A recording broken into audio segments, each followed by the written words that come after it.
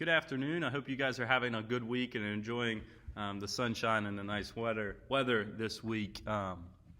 Today we're going to keep working our way through Jonah, and we're really going to take this one step at a time. And so today we're just going to finish Jonah chapter 1. If you watched last week or tuned in last week, you know that we kind of just looked at Jonah, Jonah 1, just the first 4 verses, and we talked about how God went to Jonah and said, hey, I need you to go to Nineveh and preach and teach. And so trying to get them to repent because they've been living this wrong way. And Jonah was scared, and he decided to run. And we talked about the idea of running last week. What do you run from? As Christians, sometimes we run from maybe God's will or the things that God's calling us to do because we're afraid or it's uncomfortable or it's something that we're not used to. And so we left off last week in Jonah chapter 1. And Jonah had literally run the opposite direction of God. And he had ran as far as he could on land. He was running as far as he could from Nineveh. He got on a boat, and he was running. And so today, as we start into Jonah, this last half of Jonah chapter 1, I ask you a question. I ask you this. What is the scariest situation that you've ever been a part of? Whether that be maybe a car accident, maybe it be something spooky happening out at your house or something random like that. I think for me, one of the scariest times I had is Morgan and I flew to Jamaica for our honeymoon. And we had a great trip, and on our way home, we were flying into Atlanta, Georgia. And as we kind of got close, you could tell that we were going into a storm. And the pilot came on and he said, hey guys, we're going to experience a lot of turbulence right now, and it's going to be probably a rough landing. And so it took, usually your landing, from the time the captain comes on to your landing's like a half hour. Well, we circled around for like an hour trying to avoid the storm, and then finally the captain came on and he said, we're going to, actually try to land at this point. And the turbulence was real high. I'm already kind of scared of planes. The turbulence was real bad. And we opened up the window and all you could see was just dark clouds. And we finally landed and we got into the terminal, and they announced that there was 6 other planes that were just going to circle around, that they weren't going to take the risk of landing at this point. And so that was scary for me. I was thankful that we were okay. But man, was that scary. Situation for me. Jonah finds himself in a scary situation today. He's run from God, which obviously we know is probably not the best thing.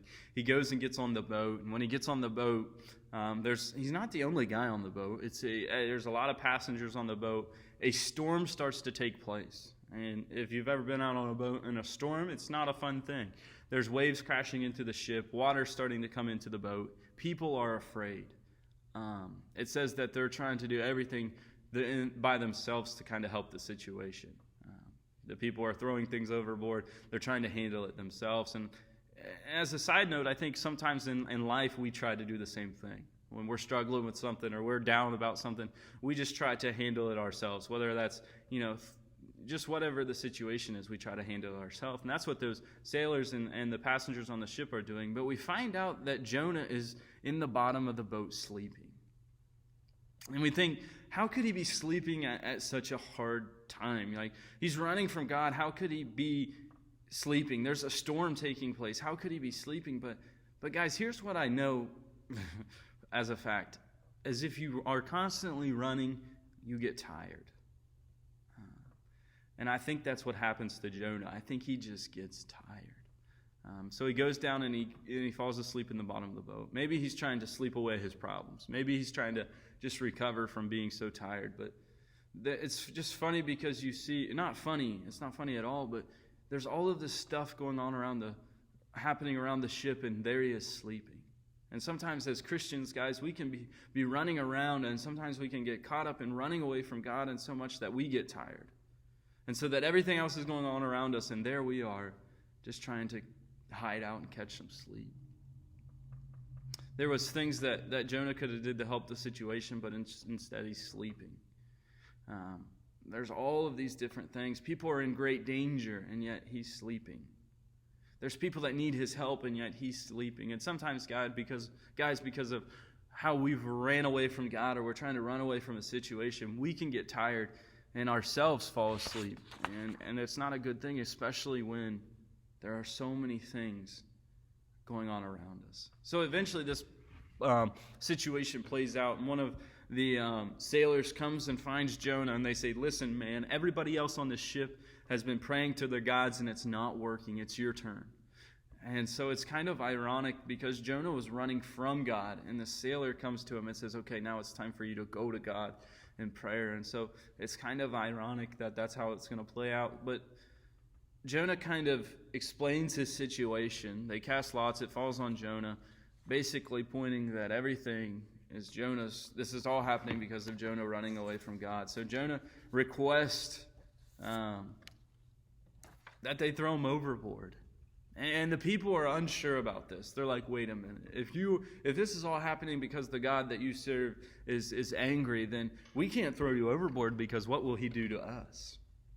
And so they try to row as fast as they can to try to get back to the land, but they just can't quite get there. And so they finally decide, okay, we're going to throw this man overboard.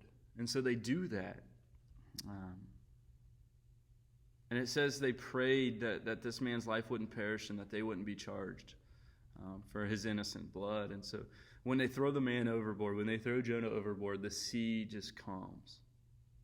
And so I think you see a couple different things in the story. Like I said, when you run, you get tired. And maybe some of you are feeling really tired. Maybe you don't even think that you've been running from God, but maybe that's why.